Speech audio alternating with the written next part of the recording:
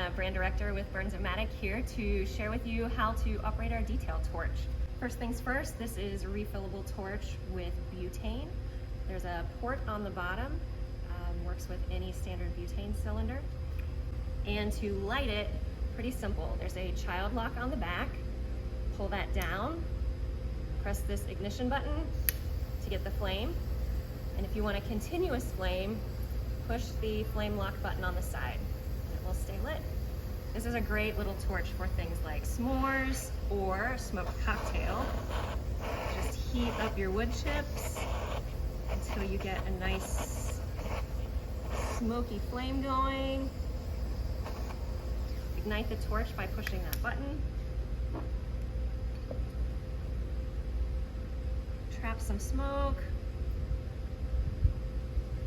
And you are ready to pour in your favorite drink.